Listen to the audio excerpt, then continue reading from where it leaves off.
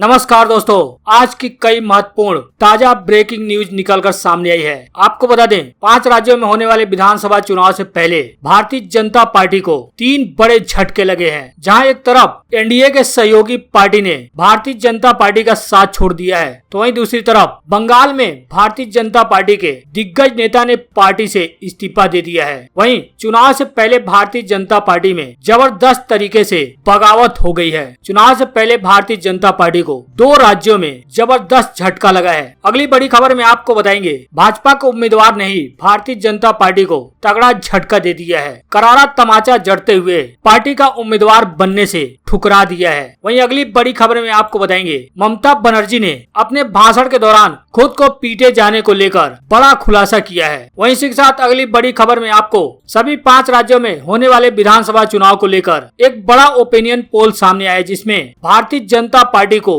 कई राज्यों में बड़ा झटका लगता हुआ दिखाई दे रहा है। सभी खबरों को एक एक कर आपको विस्तार से बताएंगे। आगे बढ़ने से पहले वीडियो को लाइक कर दें, साथ ही चैनल को सब्सक्राइब करने के बाद घंटी को बजाना बिल्कुल ना भूलें, जिससे कि इस चैनल पर आने वाला अपडेट आपसे मिस ना हो पाए। जहां दोस्तों आपको बता दें, कुछ ही दिनों बाद 5 राज्यों में विधानसभा चुनाव होने वाले हैं, लेकिन सबकी नजरें इस बार पश्चिम बंगाल विधानसभा चुनाव पर टिकी हुई हैं, क्योंकि यहां पर भारतीय जनता पार्टी और तृणमूल कांग्रेस में सीधी टक्कर देखने को मिल रही है। लेकिन इस चुनाव से पहले ही भारतीय जनता पार्टी को पश्चिम बंगाल और केरला में बड़ा झटका लगा है। केरल विधानसभा चुनाव से ठीक पहले भारतीय जनता पार्टी को झटका देते हुए पीसी थॉमस ने अब एनडीए का भी साथ छोड़ दिया है। बताया जा रहा है कि पीसी थॉमस की अगुवाई वाले गुट को आगामी विधानसभा चुनाव में एक भी सीट भारतीय जनता पार्टी ने नहीं दी, जिसके बाद पीसी थॉमस ने एनडीए का दामन छोड़ दिया। यह फैसला थॉमस ने देर रात लिया है। पिछले विधानसभा चुनाव को लेकर पीसी थॉमस ने जानकारी देते हुए कहा कि उनकी पार्टी ने 4 विधानसभा सीटों पर चुनाव लड़ा था, लेकिन इस बार भारतीय जनता पार्टी एक भी सीट देने को तैयार नहीं थी। इसके बाद थॉमस ने कहा कि उनका गुट केरल कांग्रेस के साथ विलय करेगा और कांग्रेस की अगुवाई वाली यूडीएफ का हिस्सा होगी। दिलचस्प है कि पिछले सप्ताह पीसी थॉमस का गुट कांग्रेस से अलग हुआ था और भारतीय जनता पार्टी में शामिल हुआ था, लेकिन एक बार फिर से पीसी थॉमस गुट ने कहा है कि वो यूडीएफ का हिस्सा होंगे। उनका कहना है कि भारतीय जनता पार्टी ने उन्हें एक भी सीट नहीं दिया, इसलिए वो अलग हो गए। बताया जा रहा है कि पीसी थॉमस एनडीए की सरकार, जब वाजपेयी की सरकार थी तो उस समय केंद्रीय राज्य मंत्री रह चुके हैं। थॉमस ने 2004 में एनडीए को केरल में अपनी पहली चुनावी जीत दर्ज करने में मदद की थी, लेकिन अब उन्होंने टिकट न मिलने के कारण एनडीए का भी साथ छोड़ दिया है। ये एनडीए के लिए एक बड़ा झटका माना जा रहा है। अगली बड़ी खबर में आपको बता दें, बंगाल में भी भारतीय जनता पार्टी को तगड़ा झटका लगा है। जहां एक तरफ दूसरी पार्टी से आए नेताओं को टिकट देने पर लेकर भारतीय जनता पार्टी के कार्यकर्ताओं में आपस में ही घमासान मचा हुआ है, तो वहीं इसी के विरोध को लेकर भारतीय जनता पार्टी के एक दिग्गज नेता ने पार्टी से इस्तीफा दे दिया है। बताया जा रहा है कि पश्चिम बंगाल के हुगली जिले में भारतीय जनता पार्टी नेताओं में टिकट बंटवारे को लेकर घमासान छिड़ गया है। पार्टी के अंदर नए बनाम पुराने और जमीनी बनाम हवाई की जंग छिड़ चुकी है। हुगली के श्रीरामपुर, चापदानी, चंदन नगर और सप्तग्राम विधानसभा सीटों पर घोषित उम्मीदवारों के खिलाफ पार्टी कार्यकर्ताओं का खुद अपने पार्टी के खिलाफ विरोध प्रदर्शन खड़ा कर दिया है। इसी को देखते हुए श्रीरामपुर में भारतीय जनता पार्टी के प्रदेश सदस्य और पूर्व जिला अध्यक्ष एवं बीजेपी ह्यूमन राइट्स सेल के सदस्य भास्कर भट्टाचार्य ने टिकट बंटवारे पर असंतोष जाहिर करते हुए पार्टी से इस्तीफा दे दिया है। इसके अलावा जिले में कई जगह भारतीय जनता पार्टी के घोषित उम्मीदवारों के खिलाफ जमीनी स्तर के नेताओं के समर्थकों ने जोरदार विरोध प्रदर्शन भी शुरू कर दिया है। इस्तीफा देने वाले भास्कर भट्टाचार्य ने मंगलवार को पार्टी से बकायदा अपना इस्तीफा पत्र प्रदेश बीजेपी अध्यक्ष दिलीप घोष को भेज दिया है। इस्तीफा देने के बाद उन्होंने दुख और अफसोस जताते हुए कहा कि 21 वर्षों से उन्होंने पार्टी में बड़ी निष्ठा के साथ सेवा की। जब पार्टी का झंडा उठाने का किसी में हिम्मत नहीं थी, इक्का दुक्का लोग थे, तब उन्होंने तृणमूल और मार्क्सवादी कम्युनिस्ट पार्टी के खिलाफ लड़ाई लड़ी और भारतीय जनता पार्टी का झंडा बुलंद किया। उनका कहना है कि लेकिन पार्टी ने विधानसभा चुनाव में उम्मीदवारों की घोषणा करते समय उन्हें योग्य उम्मीदवार नहीं समझा। उन्होंने आरोप लगाया कि भारतीय जनता पार्टी अब तृणमूल से आए बागियों और सिफारिशकारों की पार्टी हो गई है। इन सभी आरोपों के साथ उन्होंने भारतीय जनता पार्टी से इस्तीफा दे दिया।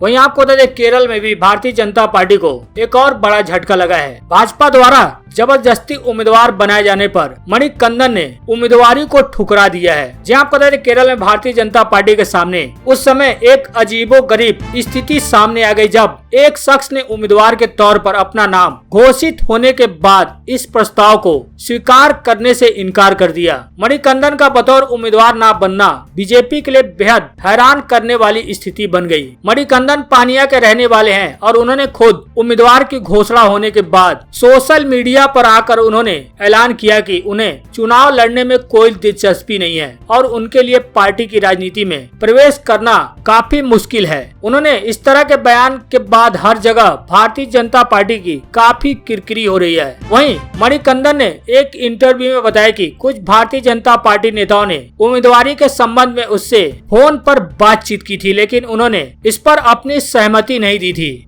उनका कहना है कि जब उन्होंने टीवी पर अपने नाम की घोषणा सुना तो वो काफी हैरान हो गए। साथ ही उन्होंने बताया कि जब रविवार दोपहर को ई श्रीधरन समेत कई अन्य हस्तियों के साथ उनका नाम भी टीवी पर चलाया जा रहा था तो उसको देखकर वो काफी हैरान हुए, क्योंकि उनको इस बात की कभी भी उम्मीद नहीं थी। उनका कहना है कि जब मेरी फोन पर बातचीत हुई थी तब मैंने साफ तौर से स्पष्ट कर दिया था कि मुझे राजनीति में किसी प्रकार की दिलचस्पी नहीं है, लेकिन फिर भी भारतीय जनता पार्टी ने उन्हें जबरदस्ती उम्मीदवार बना दिया। हालांकि जबरदस्ती उम्मीदवार बनाए जाने के बाद मणिकंदन ने इस ऑफर को ठुकरा दिया, जिसके बाद भारतीय जनता पार्टी की काफी किरकिरी हुई। बात करें अगली बड़ी खबर की तो आपको बता दें 5 राज्यों में होने वाले विधानसभा चुनाव को लेकर एक बड़ा सर्वे निकलकर सामने आया है। इस ओपिनियन पोल के मुताबिक कई राज्यों में भारतीय जनता पार्टी को तगड़ा झटका लगता हुआ दिखाई दे रहा है। जी आपको बता दें पश्चिम बंगाल, तमिलनाडु, असम, केरल और पुडुचेरी में इस बार किसकी सरकार बनेगी। इन राज्यों की सत्ता हासिल करने के लिए सभी राजनीतिक पार्टियां पूरा दमखम दिखा रही हैं। हालांकि चुनाव के नतीजे 2 मई को आएंगे, लेकिन इससे पहले कई ओपिनियन पोल सामने आ रहे हैं और ये ओपिनियन पोल इस बात की तरफ इशारा कर रहे हैं कि राज्य में हवा का रुख किस ओर चल रहा है। जी आपको बता दें एबीपी न्यूज सीओटर की ओर से एक ओपिनियन पोल जारी किया गया है। बताया जा रहा है कि इसमें 70,000 लोगों से बात की गई है। इस ओपिनियन पोल यानी सर्वे में 5 राज्यों का हाल बयां किया गया है। सबसे पहले बात पश्चिम बंगाल की करेंगे, जहां पर पूरे देश की निगाहें टिकी हैं। जी आपको बता दें इस ओपिनियन पोल के मुताबिक यह अनुमान लगाया गया है कि भारतीय जनता पार्टी चाहे जितना भी जोर लगा ले, पश्चिम बंगाल में इस बार भी ममता बनर्जी को सरकार बनाने से नहीं रोक पाएगी। जी आपको बता दें ओपिनियन पोल के मुताबिक बंगाल में ममता बनर्जी की वापसी होती हुई दिख रही है। प्रदेश की कुल 294 विधानसभा सीटों में से टीएमसी के खाते में 150 से 166 सीटें जा सकती हैं। वहीं इस ओपिनियन पोल के मुताबिक भारतीय जनता पार्टी को 294 में से 98 से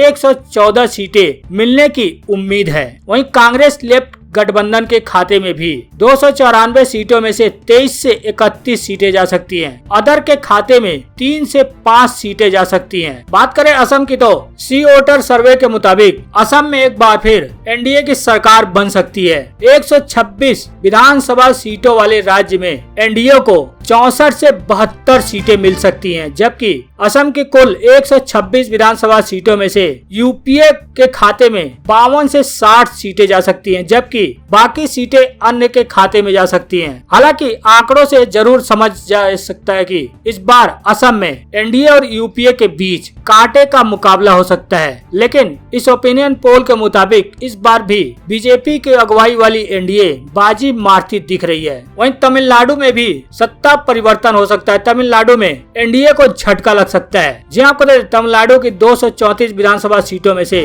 कांग्रेस प्लस डीएमके यानी यूपीए के खाते में इस बार 161 से 169 सीटें जा सकती हैं। वहीं सत्ता में बैठी एनडीए को यानी बीजेपी प्लस एआईएडीएमके को 53 से 61 सीटें मिलने के अनुमान है। वहीं अन्य के खाते में 8 से 15 सीटें जाने की उम्मीद जताई जा रही है। वहीं केरल के कुल 140 विधानसभा सीटों की बात करें तो एक बार फिर केरल में पिनराई विजयन की सरकार वापसी करती हुई दिख रही है। सीओटर सर्वे की माने तो इस बार केरल में सत्ताधारी एलडीएफ को 140 विधानसभा सीटों में से 77 से 85 सीटें मिल सकती हैं। वहीं यूडीएफ के खाते में 54 से 62 सीटें मिलने का अनुमान बताया जा रहा है। वहीं भारतीय जनता पार्टी को 0 से 2 सीटें मिलने की संभावना जताई गई है। पुडुचेरी की 30 विधानसभा सीटों की बात करें तो इस बार पुडुचेरी में एनडीए की सरकार बनती हुई दिख रही है। इस सर्वे की माने तो यहाँ पर एनडीए को इस बार 16 से 20 सीटें मिल सकती हैं, जबकि 30 विधानसभा सीटों में से यूपीए के खाते में 10 से 14 सीटें जा सकती हैं और अन्य के खाते में 0 से 1 सीट जाने की बात कही गई है। हालांकि पश्चिम बंगाल में एक बार फिर इस ओपिनियन पोल के मुताबिक ममता बनर्जी की सरकार लौट सकती है। बात करें अगली बड़ी खबर की तो आपको बता दें, पश्चिम बंगाल की मुख्यमंत्री ममता बनर्जी ने भाषण के दौरान कहा कि जिंदगी में कई बार पीटा गया मुझे, पहले सीपीएम वाले पीटते थे, अब भारतीय जनता पार्टी ने शुरू कर दिया। जी आपको बता दें, पैर में चोट के बाद व्हील चेयर पर बैठकर चुनाव प्रचार में जुटी पश्चिम बंगाल की मुख्यमंत्री ममता बनर्जी का कहना है कि उन्हें जिंदगी में कई बार पीटा गया, पहले सीपीएम के लोग मारते थे और अब भारतीय जनता पार्टी ने भी यही शुरू किया है। पिछले दिनों नंदीग्राम में प्रचार के दौरान घायल हुई ममता बनर्जी ने खुद पर साजिश के तहत हमले का आरोप लगाया। हालांकि चुनाव आयोग ने इस बात की पुष्टि करते हुए कहा कि यह महज एक दुर्घटना है। झारग्राम में रैली को संबोधित करते हुए